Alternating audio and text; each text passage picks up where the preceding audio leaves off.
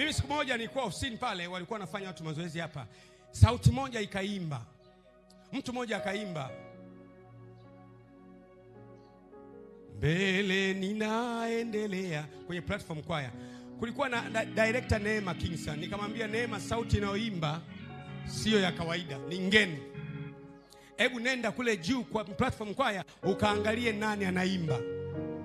Akasema nimemkuta dada mmoja mdogo tu anaimba, mwandike jina lake.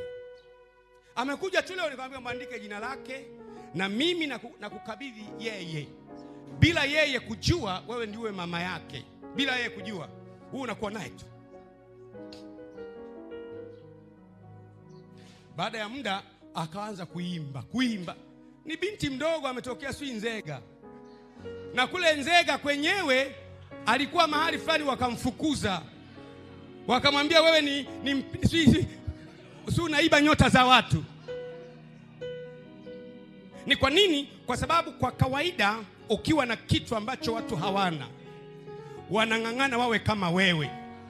Lakini hakuna mtu anaweza kuwa kama wewe, kwa sababu ulichopewa wewe wengine hawajapewa. Umenielewa? Nataka nikupe philosophy. Ulichopewa wewe, hata kama akiiga. Kuna watu wanataka waige wawe kama Askofu Gwajima, hutaweza.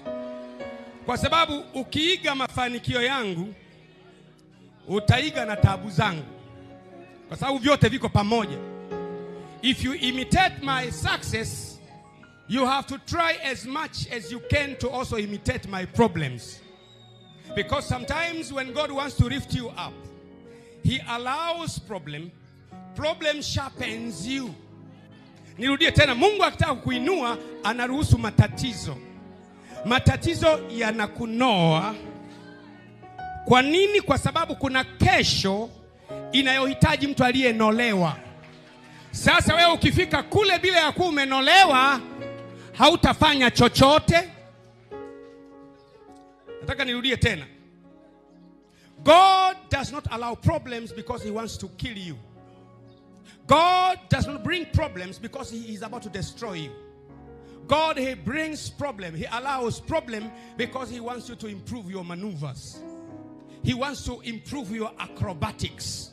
He wants to sharpen you and make you a sharper being. He wants to have your tomorrow sharp. Liko jambo mbele ambalo halihitaji watu legelege. Iko kazi yako mbele ambayo haihitaji mtu nyoronyoro kama ulivyo wewe. Kwa hiyo Mungu anaruhusu tatizo, unapita kwenye moto, kushoto, kulia, magharibi, kaskazini. Mungu anakunoa kwa ajili ya kazi njema. Ndivyo alivyonolewa Yesu.